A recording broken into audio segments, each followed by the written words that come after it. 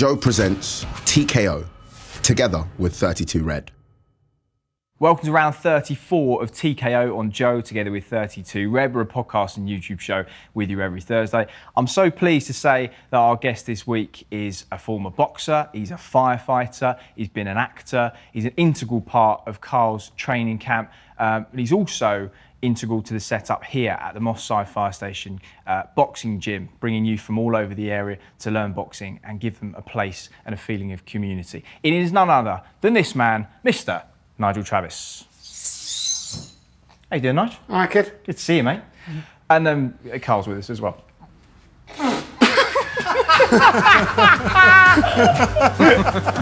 You fool!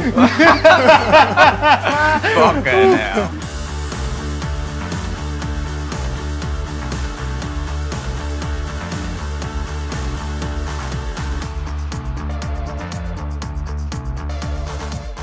Right, so we're in the ring at the Moss Side Fire Station Boxing Club. Do you know about the conversation I had with Nigel on the phone last night? No. So I rang him just to like firm up times and stuff for tomorrow, for today. And he answers. He went, "Chris, I'm just putting out a fire. I'll give you a call back when it's sorted out." You know what he's really doing? Go on. Getting a cat out of a tree. Yeah. 100%. Doesn't put out fires, Nigel. But you, right, so you do a lot of like scenario training and stuff like that for all eventualities. But last night when you rang me back, sounds like one of the weirdest ones you've ever attended. Yeah, been doing it 25 years now, and it was one of my weirdest moments, just because of the setup of the house. Sometimes you go to houses that are not the best. Some you go to the £1 million houses, so incidents happen anywhere. But the house we had last night was particularly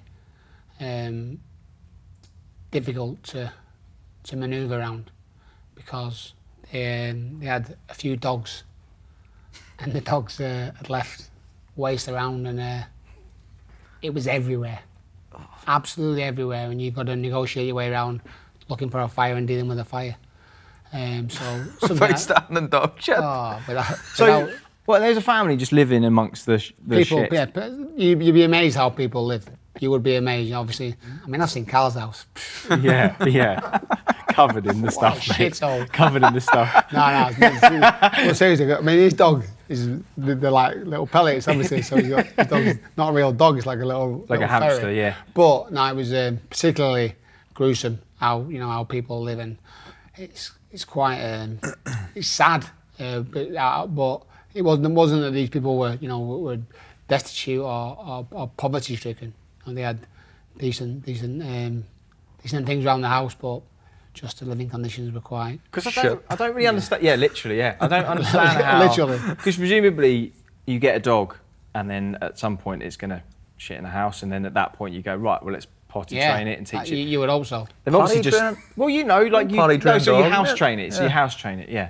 But at some point, you start getting a dog to go on the potty, you're doing very well. You're doing extremely well. Yeah, it needs to be in Hollywood. But like, obviously, they've just forgone that process and gone, yeah, let's just have it in the house. Yeah, obviously breeding. There was maybe a few too many dogs needed to be there, so they were obviously breeding as a business. But you have to, you have to understand is that there's kids living in there as well, so that's not conducive to a decent living. Conducive means.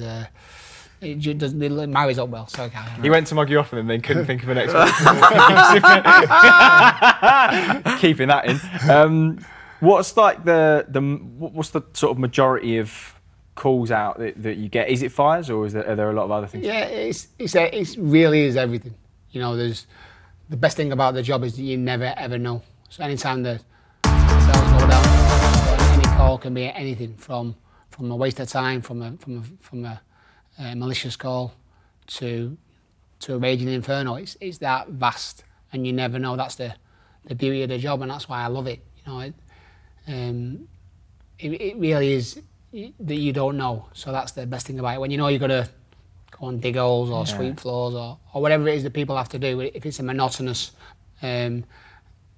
presence, then you constantly you know what you're doing. I never know what I'm doing. So sometimes we do go. Very rarely, because it's quite a busy station, Moss Side. Very rarely do we go a whole shift without a fire call or a call in of some sort. So that's why I'm here really. It's the busiest station in the brigade. So you're doing that full time. We'll come on to this place in a little while. You're doing this. You're part of Carl's camp, working obviously with Rocky Fielding and Martin Murray and Tommy Coyle and Jack Catterall and Carl and everyone else, with Jamie at the VIP gym in Astley. I don't really know when he finds any time to sleep. It's mental. He'll tell you about it in a minute, but he he comes in, you can tell when he's been on the nights, because he comes into the gym, you never think of him as tired, like you never see him tired, but you can just tell when he's had 10 coffees. Coffee's an amazing and he's thing. off his nut. Like he would come in off the nights. What time do you finish your night shift? 8:30 in the morning. 8:30, then he's in the, he'd come and pick me and Stevie up on a Monday, for example, from the airport at like 11. Do you sleep in between half eight? No, I don't sleep in between unless I've been hammered. But how do you do it? Because they say, so cognitively, apparently if you've had 20 hours awake, you're about as functional as you are when you're drunk. He's a freak of nature, that's how. Because we were joking about my link to camera when we came to see you in Philadelphia when you did your hand. Yeah. Been awake for like 23 hours. I could barely speak. I couldn't function. So how do you do that? Again, I think it's like anything that you do, whether in the boxing facility or whatever, you train your body, you're used to it. It's what you're used to. So people who retire from the fire service seem to reduce their age, looking in 5 years immediately, because they're not on nights, They're not, hanging around, they're not waiting. I'm blessed. I'm genuinely blessed to be doing it. I love it. It's a. Like he would go into, so he would finish a night shift. He wouldn't sleep in them couple of hours. He'd come to the gym. He'd be there for a couple of hours, and then he'd be in here with the kids. Probably not. Do you sleep in between our gym and them? I don't sleep in between nights. This is mad. Because this can't go on, mate. But no, I've done it for 25 years, but when I sleep proper. So well, yeah. After nights, after the gym finishes at 8:30, so I get home at 9:30. I'll go to bed, and I won't get up till 9 the next day. So I'll do 12 hours. 12 hours is enough. It's twice as much as you need in my being. So I can do 6 hours, 5 hours, 2 hours, 1 hour, and be okay. He looks all right for 65. But you train your body, you're used to it, and it's enjoyable, genuinely, Yeah. And the freedom I get from being a firefighter is I couldn't survive without it, because I do 2 days, 2 nights, and then I have the remaining 3 days off. So we have a rolling fortnight where we start one week on a Monday, the next week Tuesday, next week Wednesday. So I know what I'm doing for the next 10 years. Yeah. I know what shifts that I'm on for the next 10 years. So that's essential. So I know what's going on with camps and stuff. So, things are going for us in November. Got a busy November, hopefully. Got a lot to plan. So I know that prior to. So I'm very fortunate that my colleagues at work swap leave around with me. So I couldn't do it without that. I know when we came to see your camp, I don't know, 3-4 months ago, Jamie was watching Nigel take you on the pads. We talked about the fact that Jamie can see a bit more of your shape and maybe mistakes and things that need correcting when you're at a distance, not the one holding the pads. How integral is he in your training setup? Well, he's very important. Like obviously Jamie's, I do most pad sessions with Jamie, but I would do a lot with Nige as well, and it's a working relationship between Jamie and Nige. Yeah. Both of them help each other out, but they're different types of pads. So Nigel, obviously being in this amateur club as well, and he's got quality amateur fighters who he's having to look after all the time. Nigel's pads are a bit more like frantic, and I'm not saying that in a bad way, but it's busier. Works you harder. He works you harder, and it's like, up on your toes, fast stuff, which I need and I like to do as well. So I think we have a good balance between like the real tactical stuff we do with Jamie, which is there's a lot of talking, there's a lot of pauses in between sessions where we stop and we talk about what we're doing, and then Nigel's graft, but you're also thinking about it as well. So did you meet through Jamie? Yeah. So you've known Nigel, what, 3-4 years or less? No, less, really. A lot less. Wow. A couple of years, About just a week, I think. But you spent enough time in each other's company to know each other for sort of 10 years. Regardless, before I knew him, you liked him. I like boxing. It's what I do. It's what I've done all my life.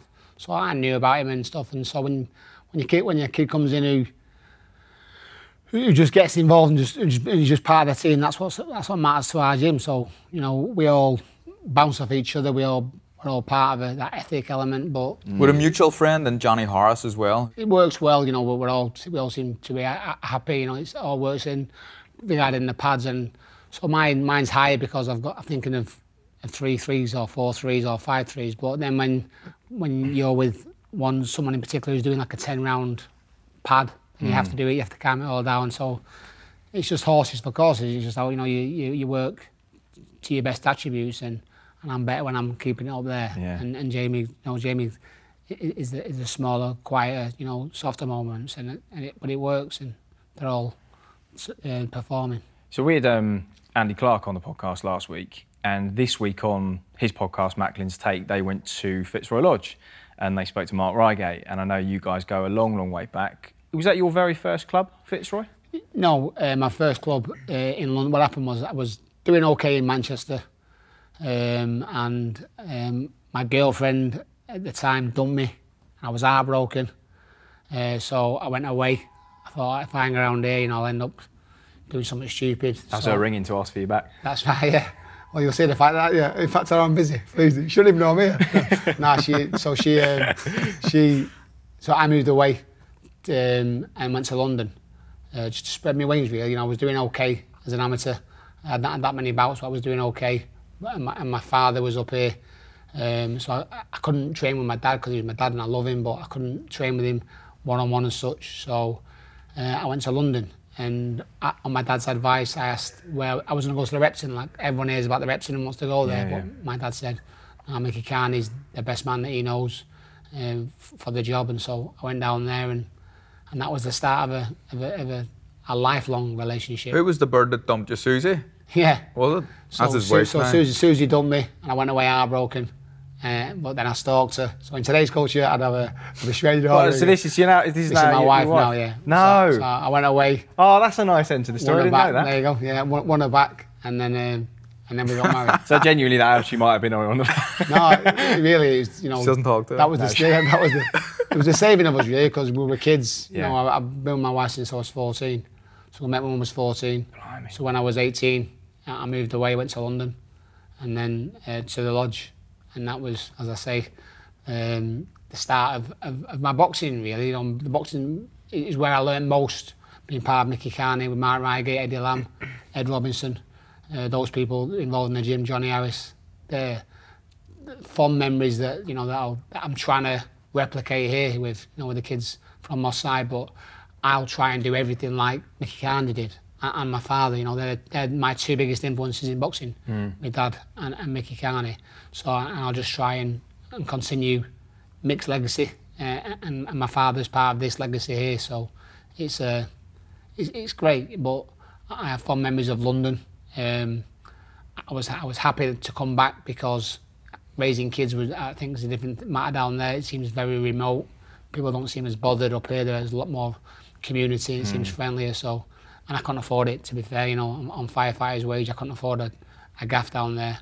So we're back in Manchester now, and I love it. So you started firefighting like 95, I think it was, wasn't it? 95, January 95. Yeah. But you lived in Bishopsgate when the bomb went off, didn't you? Yeah. The truck bomb. I worked, yeah. A couple of years before, right? I was boxing for Mickey Carney, and I got a job behind. I had no qualifications really, and I got a bar job, working behind a bar. So and the reason I got that was because part of the package was you got somewhere to live. So I got a flat or a room above a pub, and used to go to the gym over London Bridge every day. I'd run to the gym, or I'd get the Sheep's gym or whatever. But I was working on Liverpool Street when it happened, and I lived above the pub. So when the bomb went off, the Bishopsgate bomb, the NatWest Tower. I was in bed, all of a sudden, bomb was like, what the? And we went outside the pub, and so the city of London's Square Mile was just like a war zone. And there was glass. It was raining down, and maybe it's an exaggeration, but it seemed like for over an hour it was still raining glass because how it had expanded. It was mental. Aghast and shocked, and had no idea. No, obviously then it came out the media, what had happened. But I wasn't scared at all. You know, it wasn't something that I was worried about. Just retrospect, and afterwards, you know, when I look back, I thought, wow, that was a bit close. And then, but I wasn't a firefighter then. I was working in a pub, as a barman, and with the dream of becoming a world champion boxer, which obviously never happened. Was that the dream, Nige? Oh, without a doubt. Didn't even try to hold it in. Didn't even try and hold it in. Oh, what I'd do to these kids. Cattle fielded. Oh.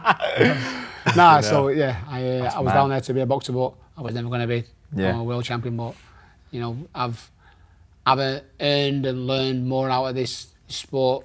You know, in me, what I'm doing now, and not earning money. I'm doing it because you know, the pleasure I get from it. You know, is you couldn't buy what I've got. You know, that respect element and doing what I do on a daily basis, and it's just a part of life. And my wife, since I was 14, she understands it as well, which makes it easier. It allows me to do it. So behind every good man, you got an even better woman. Yeah. And that's my Mrs. Susie. She's the gaffer of our house. Yeah, I mean, you know that as well, being an active fighter, you're away. I know how disappointing Philadelphia was, because obviously you've been away from the family for such a long time. Yeah, well, it's a similar setup. Like you know, I have at home. Christine is, she runs the house. Like, she does everything, looks after me, looks after the kids, does all the washing. Doesn't do the cooking really so much. I like to cook, but does all the cleaning up. But pretty much just does everything and allows me to come away and train and focus on my job and fight. So it'd be very, very similar. You can't survive. You can't survive without them. With them, they're the ones. We've got the easy job really. You know, we're doing it.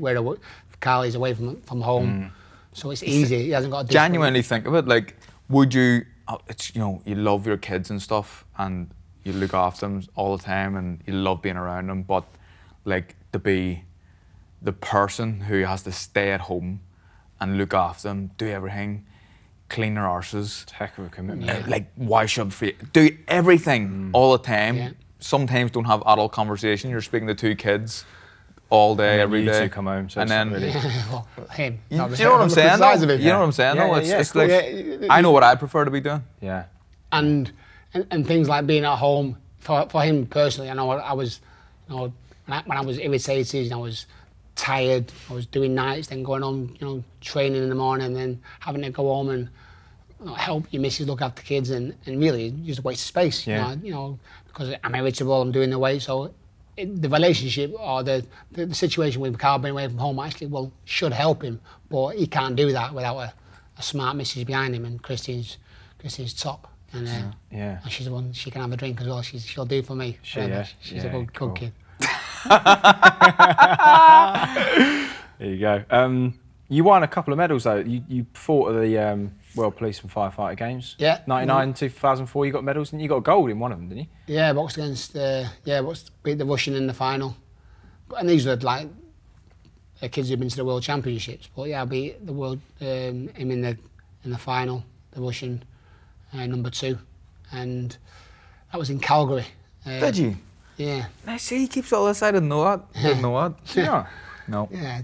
Well, I was, you know, just happy times. You know, the boxing's brought me happy times. You know, trials, tribulations, took me around the world. I would never see them World Fire and Police Games. Like they're all ringers, like from them, like Soviet countries and all. The standard's really good. He probably wasn't a fireman even. Nah, They've just brought him in, you know what I mean, and pretend give him like a permit, and then in he goes. Yeah. It's mad. The customs and excise, any law enforcement or civil servants, or like firefighters can do it, prison wardens, and we went with the prison wardens. So, but there was some top talent there, and it's this something like, I believe it's the second largest gathering of sporting event after the Olympics, so it's bigger than the Commonwealth. It was in massive. It was in Belfast. In Belfast, yeah. World Police and Fire Games was in. It was like a Belfast about 2-3 years ago. I think maybe I remember. Like 4. And that's the competitors, 10,000, but it's massive. It was rammed. I remember the opening ceremony and stuff. I didn't go to it, but it was on TV. Like, it was rammed. And that was like, again, a proud moment for myself to go there, and then to win a gold medal was wicked. And then I got beat by the Russian #1 when I went, you know, to Barcelona. So I beat a Yank, an Italian in the semis, and then got beat up the Russian in the final. And that was... He was very good though. Yeah, oh yeah, #1, yeah, he was, yeah. Yeah. Yeah. But listen... Did he stop you? No, I didn't stop me. You wanted the answer, yes. Dying to. You would love it. And you're gonna, and even though he said no, you're gonna go check the footage just to make sure he wasn't stopped. And that's, yeah, there's not a lot of footage of me getting, you know, boxing. What there is me getting beat all over the place. And it's, you know, there's lots of that all over the place, me getting beat and bashed up. But it was a problem when I went to Barcelona, I was gonna finish after that. I was 34. 33, 34, that was the end of the career. So as an amateur, you just have to finish at 35, you had to finish. That used to be when I was boxing. So I went to Barcelona, took my kids, both kids, you know, my youngest Sadie was a baby, and Neve, and so I had a picture on the rostrum, silver medal, and that was going to be it, but just couldn't get rid of it. Just couldn't get rid of that, you know, that bug and that. And listen, there are kids going through it now. Tommy Carl was still thinking about it. There's millions of kids, you know, always want to go do one more. And I didn't feel ready to finish, even though I probably should have done at that point. That was probably the time when I finished. And I was going to turn professional at 20, 23, 24, 25. When I was 26, I was #2 in Britain, behind a kid called Chris Bessie, who was by far head and shoulders above everyone in the country, me included. And I was #2. I was going to turn professional at 26. I'm going to go with Dean Powell. Mickey Carney wasn't too enthralled about me doing it. My dad definitely wasn't. And so the fire service had the final say you had to apply to do secondary occupation. So if you're a cab driver in the fire service, you have to apply to say, I'm going to be a cab driver, window cleaner, I'm going to be on TV, like you guys, not you. But you had to do that, and I did that, and they said, no, you can't turn professional, it's too dangerous. And I said, I'm a firefighter, you're talking about danger. Yeah. They said no, because so, and to be fair, in fairness, I was a bit, not gutted, but I wanted to do it, but it was probably the best thing that happened to me, because with the kids who were going pro at the same time, Lewis Reynolds, Marcus McRae, they were finished within 2 years. Craig Stanley, these kids from the lodge, they were finished within 2 years, cut eyes, bad advice or whatever. And I stayed in the game then for a further 10 years after that, and turned professional at 35 like a knobhead, just because I wanted to carry on. Had 3, did terrible, was old, was core tired, as my dad and Dave Langhorne talk about. Used to be coming out from the gym, from work on nights to the gym, home. You know, it was just a constantly evolving thing. But I was knackered. My last contest got beat up a journeyman, so it was over. Jamie Ambler beat me, but I was tired. I was ill. Doesn't matter what else, you know. It doesn't matter. So people will look at my career, my pro career, and say it was shit, and I understand that, and I have no problems with that. I probably was shit as an amateur, but when I was number 2 in the country, that was probably the highlights, when I was doing well, going around the world, visiting the world, and meeting people who are now, you know, who are like family to me. You know, Ed Robinson, Mark Reigate, all the people from the Fictional Lodge, Eddie Lamb, they're like brothers and sisters, you know, to me, you know, family. Right, we'll come on to your life after boxing just in a few moments' time. You're listening to and watching TKO on Joe together with 32 Red. You can subscribe via the usual channels. Now, though, if you've not been watching Liquid Football on Joe, where have you been? Wayne Rooney. Come on, son. Oh, this is going to be brilliant. Come on, He's son. answer. He'll answer. Wes is going to answer. Come on, lad, don't let me down. Yeah!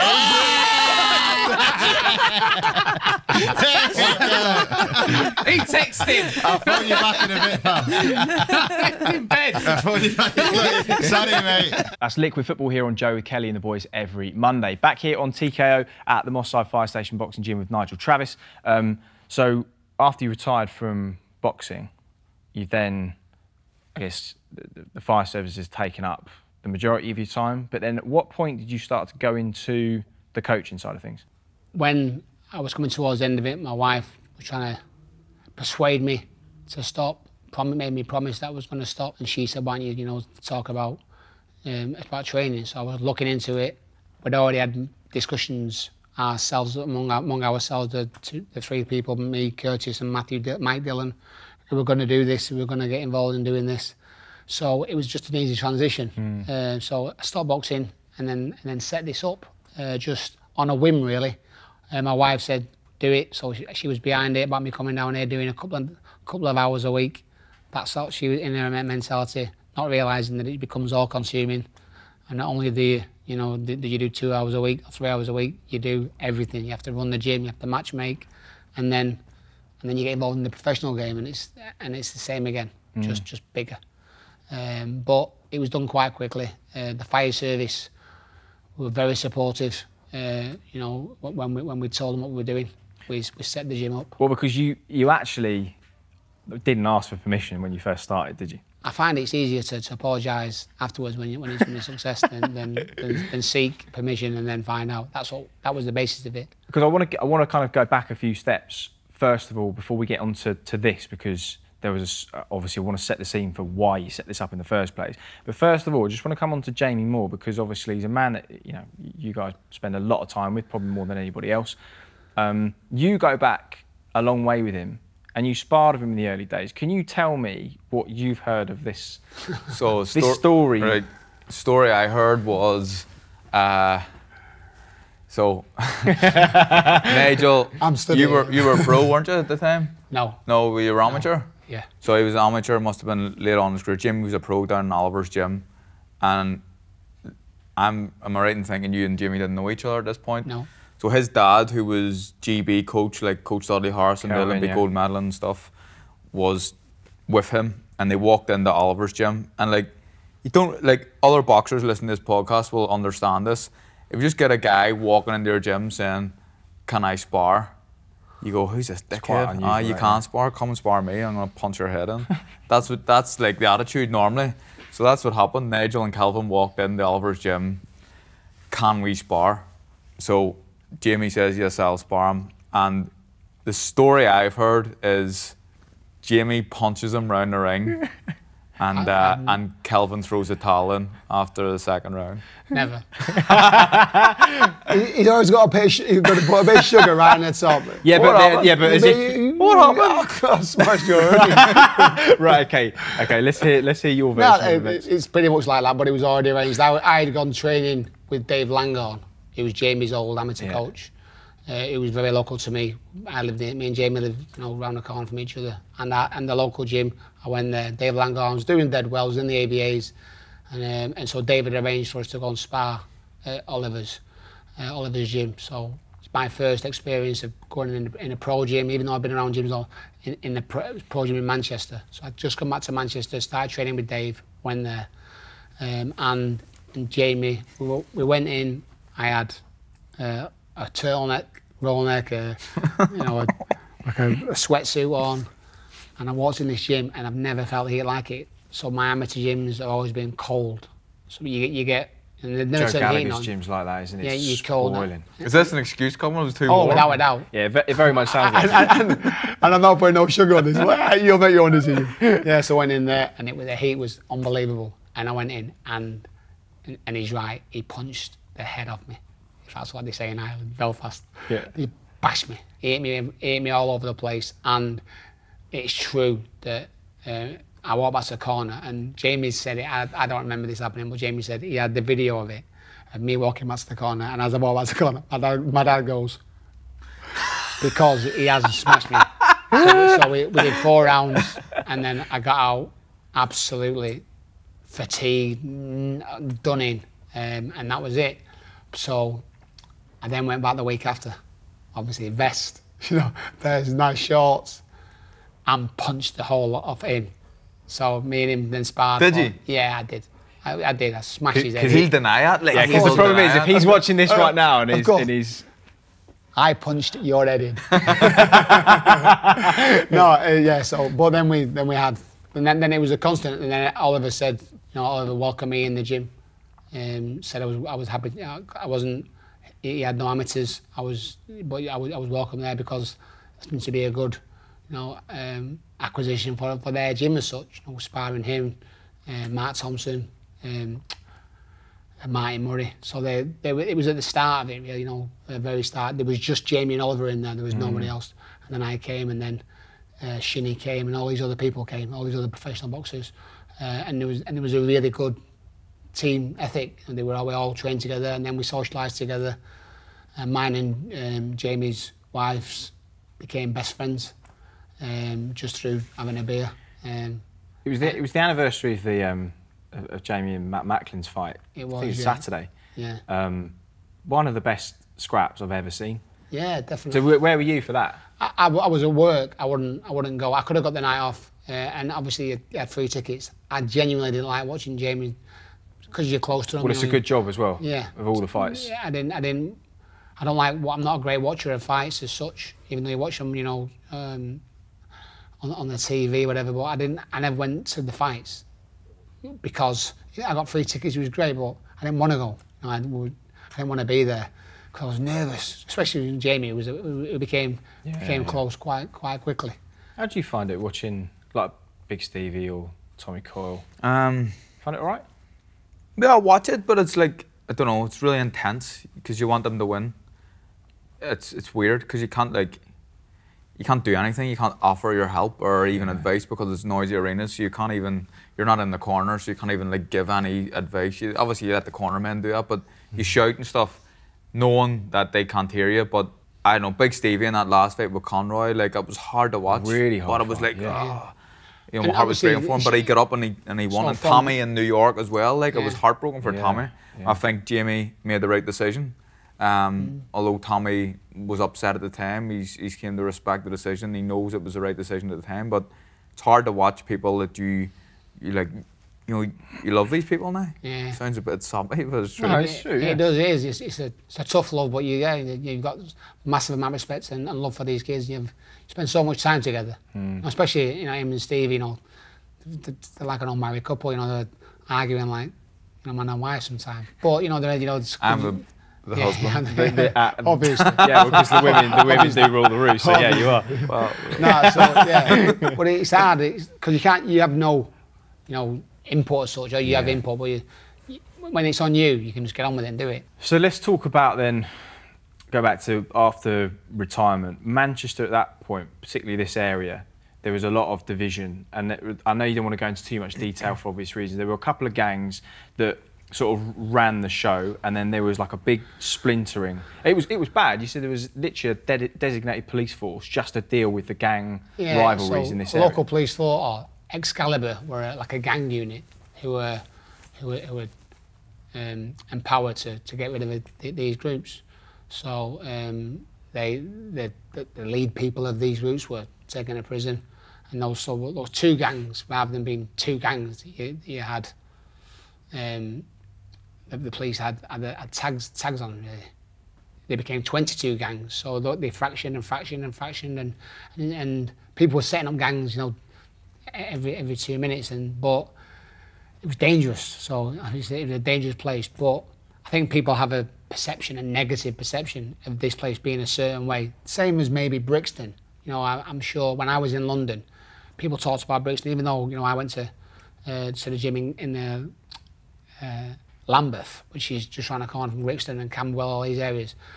They were rough. People were scared, because there was the riots and stuff like that. But it's positively middle class now, to buy a flat in Brixton Hill. Yeah. And I was looking at it years ago, and it was, when I was down there, I couldn't afford it. 30 grand. I mean, now I'm sure it's silly though. Is, yeah. But like anywhere, but here, those two gangs became 22 gangs, and then that in itself brings problems. So there are, territories and places that some people can't go to because of whatever reason, culturally or whatever, gang affiliation. But we don't have that. There's no allegiance to any club, sector, section, culture. Your allegiance is to the gym.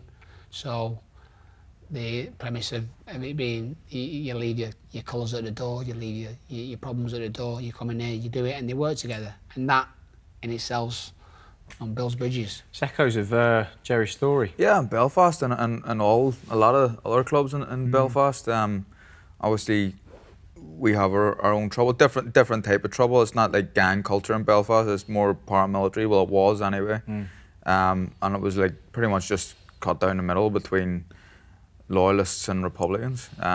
But boxing clubs were always seemed like a safe haven for kids to come and train, and again, like, forget your allegiances or where you're from, or whatever your background is. You just came into a gym and you weren't allowed to talk about it. You just had to train like everyone else. And it sounds like it's similar to Nigel and his club with the gangs in Manchester. Yeah, I mean, you said before the variety of backgrounds that of kids that you have is almost unlimited. Yeah, it really is. There's no, you haven't got to be a certain thing. You haven't got to be a certain colour, certain sex, gender, anything like that. There's nothing. We cater for anything and everything and everybody, and everyone is welcome. There's no, just because you've got a decent pair of trainers or a decent pair of gloves, don't make you a good boxer. The place itself, the whole place is classless, and it's all built on respect. And when the kids come in here, they stand at the door and they have an interview, and on the wall it says you have to respect each other, the community, other gym users, the coaches, and yourself. That's a lot of the problem sometimes. Kids don't respect themselves, and they want to be led. So really, there's a massive not pressure, but influence that we have to influence these kids. So they want to come here to learn how to be a boxer, learn how to be a fighter, and you teach them life rather than teaching them about boxing. It's interesting to see Nigel down here. Like, the first time I came down here, I think it was with Big Stevie Ward, and like the way Nigel is here with the kids and the way he is with us, we're all grown-ups and men with our own children and stuff. It's a bit more, we train hard, but there's a bit more fun and we have fun. But he's strict with the kids, but not overly strict, and they all respect him though. And it was different. It was completely different. I never expected it to be like that, but you have to be like that, and you have to be like a positive kind of influence for these young kids. Do a lot of these kids, I mean, not all of them, but is a common denominator that a lot of them are lacking like a male role model in their lives? Maybe there's lacking role models, whether that male or female. They haven't got anybody, or the people that they do aspire to be like, maybe not doing things that are pleasurable. So if you've got, just because you've got a black BMW, blacked out windows, and you may be doing things out the back of it, they're maybe the kids who can aspire to be like them because they've got trainers called Balenciaga or whatever they're called, or this Gucci this, or so they're the people they maybe aspire to be, but they don't know. They just aspire because they're the people everyone else talks about. So it's not about, it's like anybody, maybe in Belfast it'll be the same anywhere. The kids want to better themselves, and it's the influence that you get, that whoever leads you. So it's learned behaviour massively, and our learned behaviour is you're here on time, you respect each other, you shake man when you walk out the door. I tell them to go to church on a Sunday or go to mosque on a Friday, whatever. But that's just just something for them to believe in. Something for them to be involved with. And in boxing, we all want that added extra, whether that's strength and conditioning, nutrition, a little bit more. And sometimes people get it through faith, having a faith in something else bigger than them. And I know a lot don't, but I certainly did. It's something that was important in my life, and I've carried that on. It's interesting, isn't it? Because at Fitzroy Lodge, they do a very similar thing with grassroots boxing. They bring kids in, and a part of what you're doing is teaching them how to box, but a part of what you're doing is giving them life skills and a sense of community and belonging. Of course, the beautiful thing is when you've set something up from scratch like you have, and it's been going for, is it 12, nearly 12 years now? 12 years, yeah. You obviously are going to get kids that have been there from the beginning, and then you take them to a point where actually they've made something of their life or their career. Conor Tudsbury is a young man that you took in at, I think, 8 years of age? That's correct, yeah. So tell me a little bit about his journey, how he came in. He came in with his mother. His mother brought him in. Just have a look, he was 8 years of age, very, very small. He had this big coat on, and I said, so we just started, very, very start. So we started doing a Tuesday night, and within the first couple of days this kid came in with his mum to do a Tuesday night. And I said, listen, he's just a bit too small and young. Just because of that, keeping their attention at 8 years of age, and physically they can't do it. She said, no, but he's dying to do it. I said, I haven't got the capability to look after him, and he won't be able to keep up. She said, oh, he'd be able to keep up. I said, listen, can you do pull-ups? Just jokingly. He went, I'm going to do pull-ups. and he bounced. And we used to have a thing on that wall over there, and he bounced, and he sort of leapt off, like that base jumping when you jump, and he jumped and started doing one-arm pull-ups. And you're like, what the fuck? It was just amazing. So it was a physical specimen. I thought, how can I turn this kid away? So, and that's what we did. Anytime a different group came, we had a female group came and said, can I have a session for women? We did it. So that a couple of hours a week suddenly became a lot. But this Conor Tusbury's story, that's how he started. He wasn't going to do it. We weren't going to do his session, but because he came in, we'll do an under 10 session. So we did that, and he stayed with me.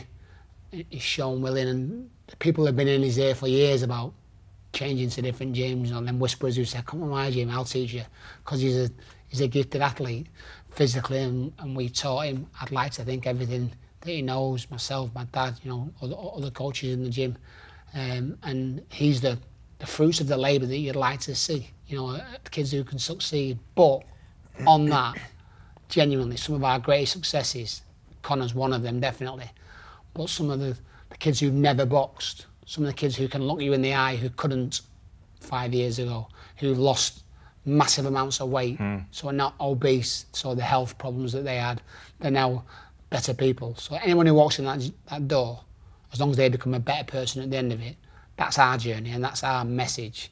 The fact that Conor Tusbury's gone on, won a bronze medal at the Europeans, won a bronze medal at the Worlds, got beat on 2 bad decisions in my views in the semi-final. He's GB number 2 at light heavyweight now. GB number 2 at light heavyweight. He's just got on the GB programme, so, and it's just a start for him. Wow. And if he becomes a rich man because of boxing, then great. But I'm not saying my job's done, but the fact my job is done fundamentally because he's, you know, where he is better off for having me in his life and our gym, and that's a message for anybody. Obviously, you're like always thinking about the exit strategy from boxing and what the future's going to hold, because you know, history tells us how lonely life can be after boxing. Yeah. I know one of the things you want to try and do is give back to the communities that you grew up in and elsewhere. Does this man's story make you think how great it would be to be involved in some sort of community project like this? Of course it does. Like I was just speaking to Christine about it recently, talking about the good influences I have around me in my life at the minute with Nige, Jamie, Martin Murray, Tommy Coyle. Anyone else? Yeah, you're all right.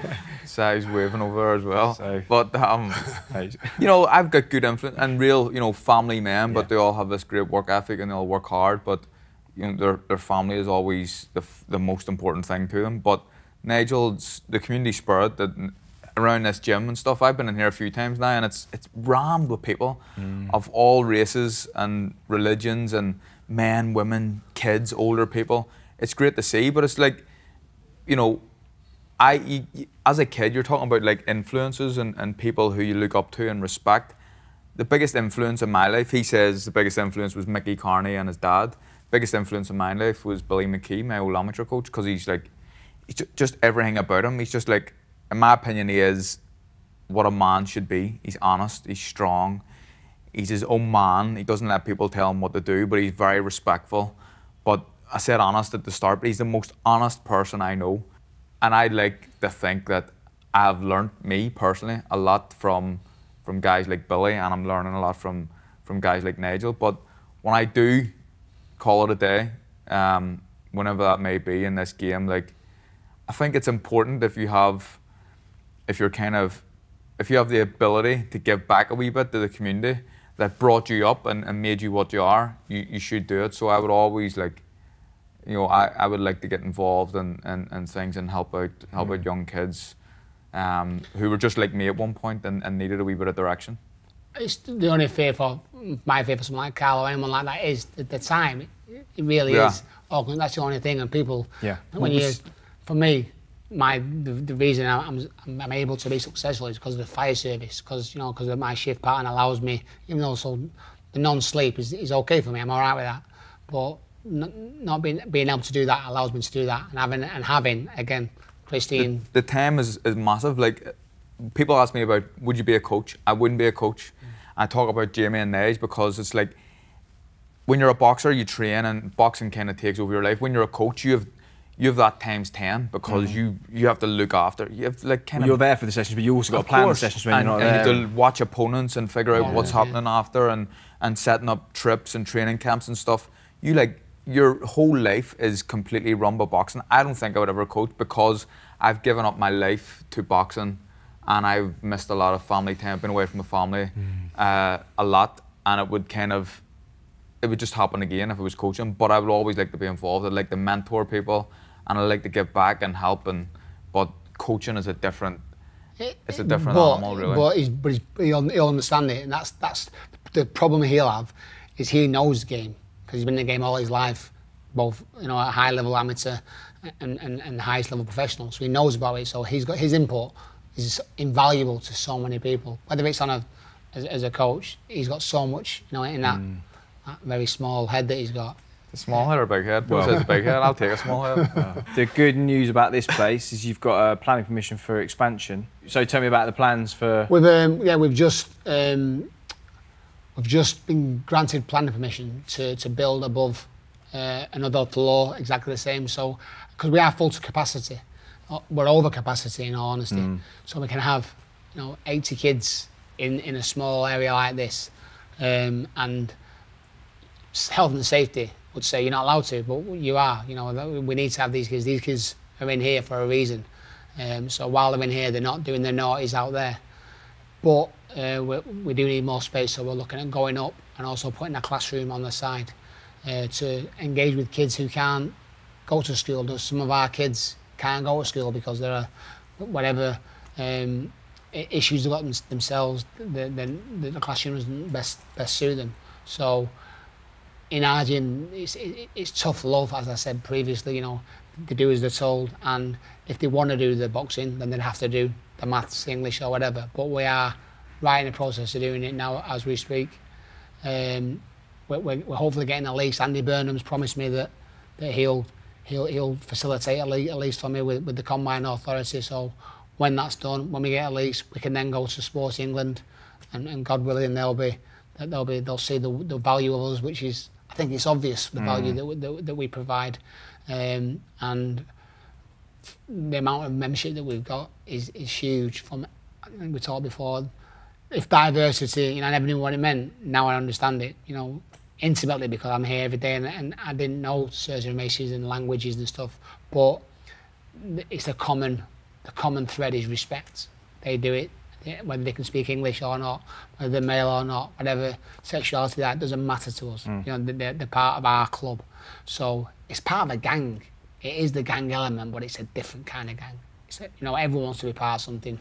He has a spiel, doesn't he? I like that. That's a great line. That's a great line, Nigel. Yeah. I got some questions from Jamie Moore because I didn't want to leave him out.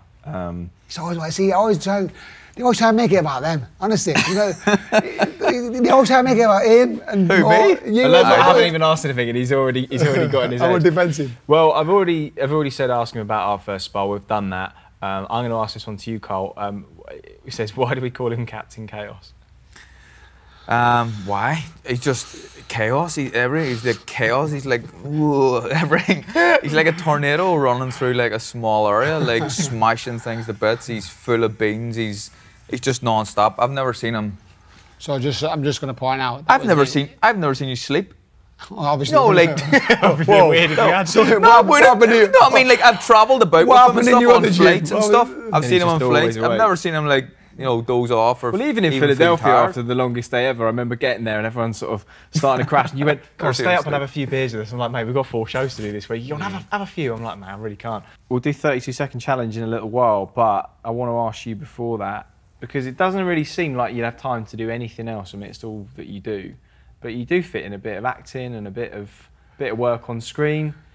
Yeah. So this started I was reading in the 80s, you were at a drama or a theatre school. Why are you laughing, first of all? No, I didn't know he was did you like... Yeah, he did a bit of drama school, didn't you? What? Did a theatre workshop in the 80s. So when I was 10, 11, 12, I went to a theatre workshop, and it was just a bit too effeminate. I was I was a young 12, 13, 14, and everyone had tights on and makeup, and I was like, well, but I went and I enjoyed it. I had a bit of a bug. I liked it, like the performing element. But then when I went to London, just never did it really. Just never got in, never fulfilled it. Never went to school and all that stuff. Never did the university or all stuff. But I liked it. When I was in London, they used to come into the Fitzroy Lodge, take photographs of us, ask us to say a few words, and said, "Listen, would you fancy doing a little bit of this?" And I said, "Yeah, why not? It'd be a laugh." So I got a part in a film.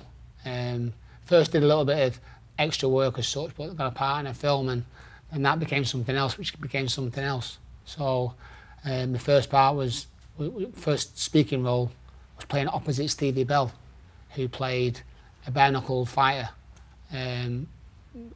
struggling with his sexuality. So he was basically a gay bare-knuckle fighter who could fight, and I was the tough guy who was in the opposite corner and bashed Stevie Bell up. He was obviously an international boxer.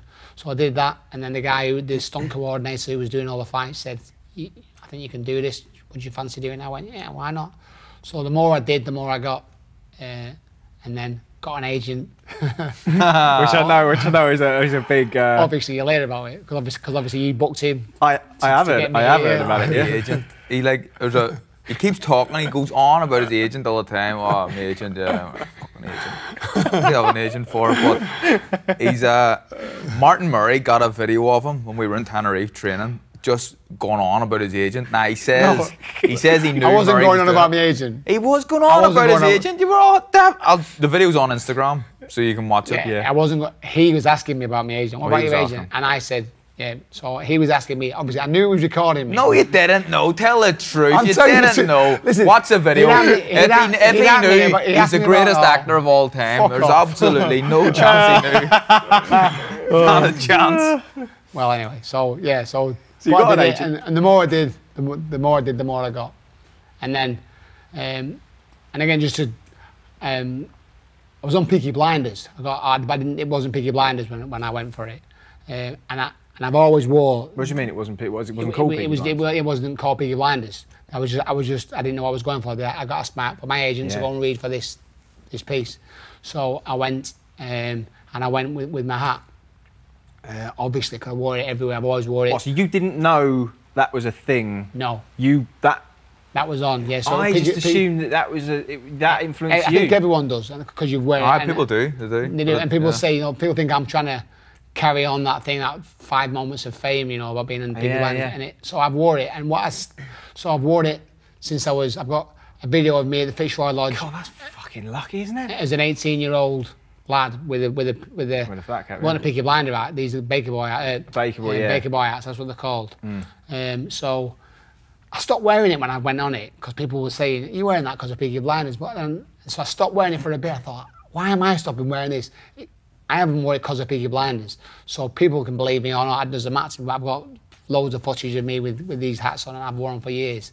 When I went for the audition, the guy went, so you know? And I went, no, what? He went, the hats. And I went, so they told me what the story was, and I went, I have no idea what he's talking about. And they had razor blades and all this, and so that was it. So the guy who auditioned me, I got the part, and then he said to me, do you know any flat nose geezers who look like they can have a fight? I said, I've got a gym full of them. Yeah. So I took loads of photographs of kids in here, and sent them up to them. They never came back to me, and then we were drunk again, me and my wife, Colleen and Jamie, having an thing in my house, and I said, so I took a photograph of him, and they went, we like him. Who's he? I said, he's just some kid. I don't know. Is he a boxer? I went, yeah, of course. What do you want? She went, well, does he fancy doing it? So Jamie came on it with me and did a little bit of it. So it was a laugh, but Jamie said, it's not for me hanging around a lot, doing loads of hanging around. It's a lot of waiting around, isn't it? A lot of waiting around, but listen, again, it's just fun. It genuinely is just fun. Their mate, Peaky Lee, who's in it. Johnny Dogs, is he? Yeah, in Johnny the show? Dogs, yeah. And I know Peaky as well. He's a good lad. So obviously they've been in the show, and you were in a couple of episodes, weren't you? Jamie was in one. Yeah. And I said, look, you give me a cameo role on Peaky Blinders, just a walkthrough, I'd love it. And he says, you know, we'll see what I can do. And I went, like, Nigel and Jamie and all were on it. And he went, yeah, but they're ugly bastards. I think that's what they were looking like. I'm laughing like They were looking. What he said was, I'm just a bit too attractive for Peaky Blinders. He's a liar. And Johnny was, Packy was the top kid, and so now we see him all the time. Every time I go to Belfast, he's there, and he loves the game, loves it, and does a little bit himself, does a little bit of training. But yeah, it's just, I just did it, I had to go at it, and I've been sent for a few things since. So it's just a laugh, you know. It's not something that I can see myself doing massively all the time, but I've done enough, and I enjoy it when I get it. I still get certain things. I'm doing a short film here in a few weeks, so stuff about mental health and stuff like that. So Chin by Tracy Barlow as well. Yeah, I got chin, so the Coronation Street got bashed up by. To be fair, every time I've been on television, I've been bashed up in some way, shape, or form. But luckily, it's only acted. Obviously. Well, apart from that time you were on a stag do and got chin, but you know, swings around. From behind, sniping. I think the term is. Still defending yourself. Like 15 years on. Well, mate, listen, it's been a pleasure. I think you've learned a few bits about him today as well. I have, yeah. I thought you knew it all, but no, it's. No, thanks for coming down. Thanks for looking after our gym. It's the place is the future and it's a start. But you know, this is where all gyms like this were in every area where there's poverty. I think you've reduced crime massively. Yeah. Well, mate, congratulations and good luck with the expansion and stuff. Thank you. Before you go, we're going to do the 32-second challenge with 32 Red with Nigel Travis. So, have you seen this before? You watched the show, didn't you? I listened to it, yeah. Right, so... Big fan. Yeah. Big fan. It's nice to meet someone that is. Have I? Yeah. I've never seen it, no. No, of you, not... I'm a big fan of you, him. Oh, of him? Yeah, but you have to spend time with him every day. So. Would you listen to the show if it was Chris Lloyd? 100%. Or Chris Lloyd and Carl Fromm? We can always look at what the viewing figures were when you were away. So, yeah, I don't want to say that there's a correlation, but they were pretty good. Right, here's your fucking 32-second challenge, about 2.5 minutes. Right, so 32-second challenge with 32 Red with Nigel Travis. Fire. Home. Fitzroy Lodge. Home again. Tracy Barlow. Battered. Tommy Shelby. Good looking man. Bishopsgate Bomb. Youth. The youth of today. Need a chance. Oldham Theatre. The start of something silly. Moss Side.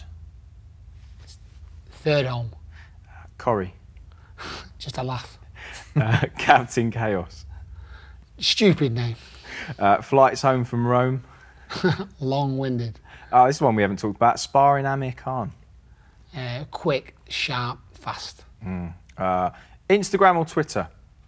Twitter. I'm not on Instagram. I haven't got an account. Lads reckon you're funnier on Twitter than Instagram. That's the reason, right? There's definitely an Instagram account. Is there? Of Nigel, yeah. Let me just say that. It's not me. The Instagram account is not of me. Why would I be taking the piss out of myself all the time? It's not me. Even John Fury. And finally, Carl Frampton.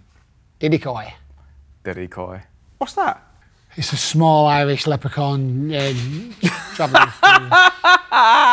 I didn't know what it was. He's always called me Diddy Coy since I came here. I didn't know what he was talking about. From Peaky Blinders. Do you know what I thought it was? Diddy Coy? I thought it was something to do with Ken Dodd and the Diddy Man. Oh, Christ, that's great.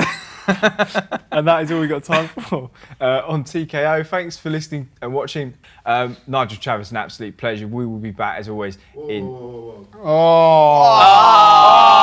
birthday, son! No, Happy birthday to you. Happy birthday. Sing it all. So, you're not the singer. Happy birthday, dear Chris. Happy birthday to you. We Mum. couldn't light them in a fire station. Exactly. It's illegal. Well, it's the one place you could light them is probably in a fire station. Genuinely, I will put it out. I'm a fire. The fire is the devil. Yeah.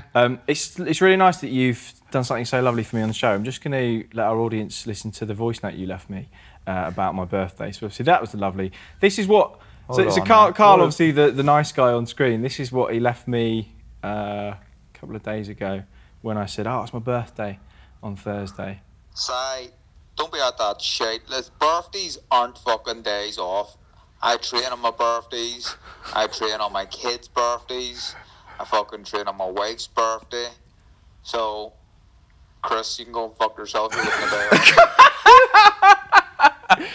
It's not. It's really nice. I always think when you find friendship in unusual places. Mate, thank you very much. We're going to cut this and have a slice. Yeah. Yes. Can you have a little slice? Yeah, a small size. Okay, good stuff. All right, Diddy Coy. Cheers, mate. Thanks for watching TKO and Joe together with 32 Red. Happy birthday to me. We'll see you again in 7 days' time. Cheers. You've been listening to TKO on Joe, together with 32 Red.